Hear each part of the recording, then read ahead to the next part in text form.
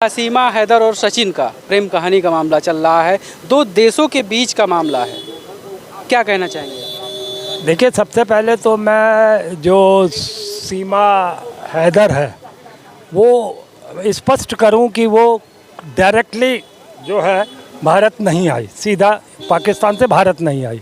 ठीक है, वो उसका आदमी सऊदी अरेबिया में कहीं काम करता था, वो उसका पासपोर्ट भी वहीं का था। और सिस्टम ये है कि वो डायरेक्ट इसलिए नहीं आई, एक तो डर से कि हमें कहीं अपना बंदा कोई उसको पहचान ना ले।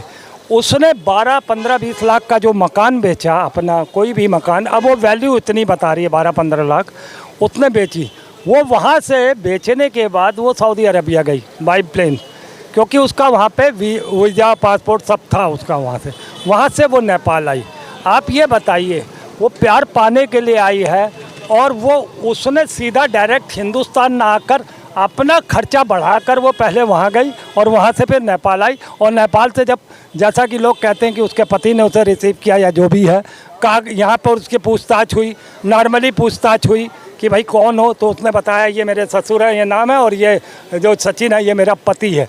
सीधी एंट्री आ गई। तो आप इसे कैसे कह सकते हैं कि वो जासूस है या किसी गलत नियत से बिना बताए चली आई? ये वो वहाँ तक आई सीमा के। बिना वीज़ा, बिना पासपोर्ट के अगर आता है कोई भी व्यक्ति तो अवैध ही तो होता है। नहीं, वो अवैध तो होता है, मगर जब ये जांच एजेंसियाँ जो नेपाल पे बैठी थी, जब उसको ये बताया गया कि ये इसकी पत्नी है, और तब क्या उसके डॉक्यूमेंट चेक किए सरकार ने कि ये वाकई में पत्नी है, उसका कोई प्रूफ लिया, उन्होंने कुछ किया, पारिवारिक उसकी जानकारी हासिल की। आपने तो 4 बच्चे हैं और 4 बच्चे उस वक्त एक लंबे सफ़र से थके हारे थे, तो किसी अधिकारी ने ये सोचा कि चलो वो थके हारे हैं, ठीक ही होंगे, लीगली होंगे, क्योंकि एक हिंदुस्तानी पर्सन उसका गवाह भी बना हुआ है। ठीक है, वो वहाँ से घर तक आ गई। मुझे शर्म आती है कि एक आज मैं देख रहा था एक यूट्यूब पर एक कोई है चैनल, उस पर वो एक पूर्व फौज के अफसर थे, उन्होंने ये बात कही कि इस पर पूरी सख्त से सख्त कार्रवाई होनी चाहिए और ये जो है देशद्रोही है, ये वो बन के आई है, जासूस बन के आई है, इस पर बड़े सख्त, और इसके पति पर भी, जहाँ तक कि सचिन पर भी कार्रवाई होनी चाहिए। देखिए, एक बात बताइए, अभी कांड हुआ कि बृजभूषण का जो कांड हुआ, उस पर यहाँ पर दलीलें दी जाती हैं, उस पर दलीलें दी जाती हैं कि कानून के अंतर्गत काम हो रहा है, उस पर धाराएं लगी हैं, जांच होगी, जांच का विषय पता चल जाएगा। तो मतलब वो जो लड़की आई है तो वो भी तो, उसके लिए तो जांच होनी चाहिए ना। बिना जांच के एक फौज का पुराना अफसर, पूर्व अध्यक्ष का अफसर कह रहा हो, नहीं, वजह यह भी है। एक मिनट, मैं मेरी बात, उसने और क्या कहा? उसने कहा पूरी तरीके से जांच होनी चाहिए और ये देशद्रोही है। और जब उससे सवाल प्रेस रिपोर्टर ने पूछा कि क्या कोई अपने 4 बच्चों की ज़िंदगी को भी कुर्बान करने यहाँ चली आएगी, वो बच्चों को वहाँ क्यों छोड़ के नहीं आई?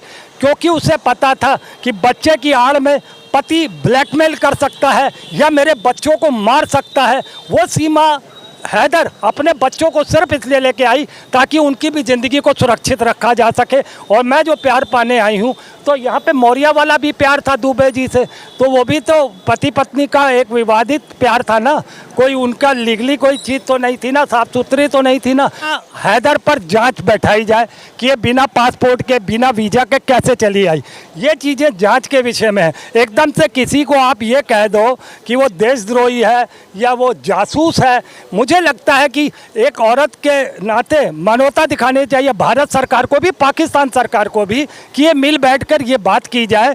ये एक प्यार का मामला है, 2 आकर मिले हैं और आपने उन्हें इतना बड़ा देशद्रोही बता दिया, उन्हें जासूस बता दिया। एक महिला को, क्या वो अपने, मैं फिर रिपीट कर रहा हूँ, क्या वो अपने 4 बच्चों की शहादत करेगी हिंदुस्तान में? हालांकि अब उसकी ज़िंदगी तो जानूम हो गई है। यकीनन मैं आपके चैनल के माध्यम से कहता हूँ, अगर वो वहाँ गई तो वो पत्थरों से मार दी जाएगी और यहाँ इसे मीडिया नहीं जीने देगा। आप जैसे लोग रोज़ उससे सवाल करोगे, गोदी मीडिया उससे सवाल करेगा। सुनिए मेरी बात पूरी, बुरा मत मानिएगा, सरकार उससे सवाल करती रहेगी, उसका पिसना यहाँ भी तय है, उसका मरना वहाँ भी तय है। कोई निष्कर्ष नहीं निकालेगा, सरकार के नुमाइंदे कोई निष्कर्ष नहीं निकालेंगे कि एक औरत ने वाकई ही गलती की है। वाकई गलती की है उसने, ये कदम उसको उठाना ही नहीं चाहिए था।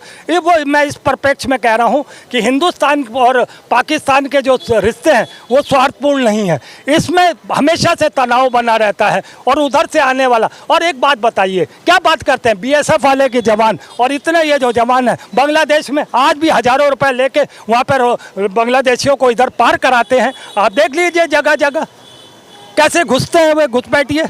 और आप कहते हैं कि सुरक्षा बड़ी सख्त है, बड़ी कानून सख्त है। एक बेकसूर औरत को, जो कि एक नादानी कही जाएगी उसकी, हालांकि उसका अपना पति था, उसका अपना पति था, है ना, उसे ये कार्रवाई, अरे एक मिनट उसे ये कदम नहीं उठाना चाहिए था। यही गलती यहाँ पे मौर्या लड़की ने की, जैसे वो दुबे के प्यार में फंसी। तो मैं ये कह रहा हूँ कि ये जो रिश्ते होते हैं, ये पारिवारिक रिश्ते होते हैं, सरकार कभी भी इनको सॉल्व नहीं करती है, बल्कि इन्हें राजनीतिक पॉइंट बनाकर इसे अपनी प्रचार का माध्यम बना लेती है ना, आप जनता के बीच में इस तरीके का भ्रम पैदा करने के लिए।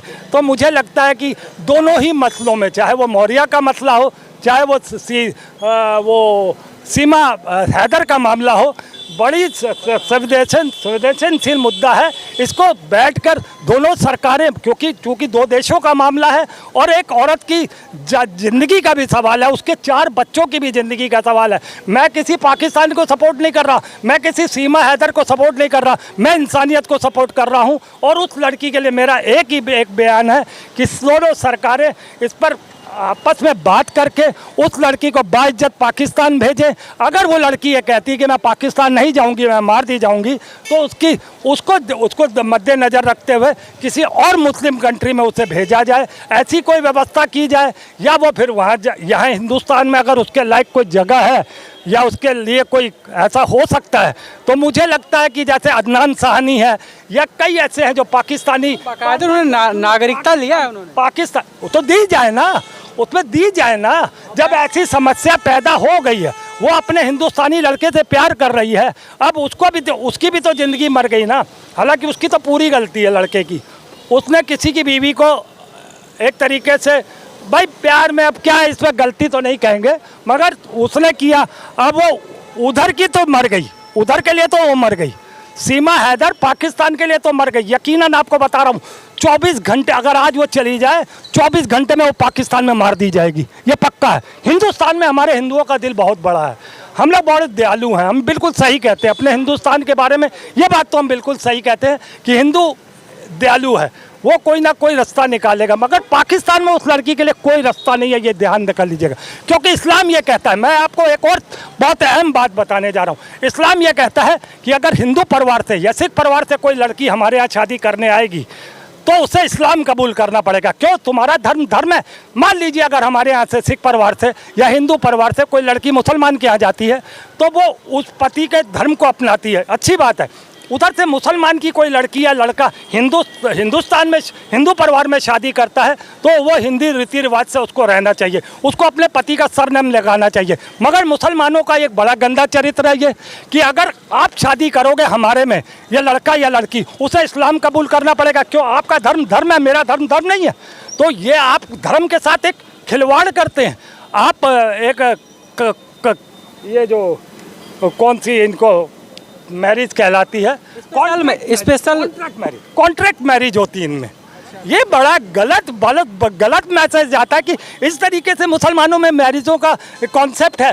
तो यूसीसी भी इसी चीज़ पे आएगी, यूसीसी से भी काफ़ी कुछ इस समस्या से हल निजात पाया जाएगा। और कई ऐसी चीज़ें हैं जो मुसलमानों के अलावा हिंदुओं और सिख परिवारों को, ईसाइयों को और जैन परिवारों को, बौद्ध परिवारों को उसकी जो सुविधा मिलती है यूसीसी में, जो कि एक बहुत ज़रूरी चीज़, मुनासिब चीज़ नहीं है, उससे भी सरकार को एक निजात मिलेगी। यूसीसी आना चाहिए, मैं यूसीसी का फेवर करता हूँ। मगर फिर मैं कहता हूँ ये जुमलों की सरकार है, ये प्रोपेगंडे की सरकार है। ये जब लाई थी CA NRC जब ये लाई थी, जब जिसने अमित शाह ने इसको राज्यसभा में कहा था, तो प्रधानमंत्री ने कहा था अब इसकी ज़रूरत नहीं है।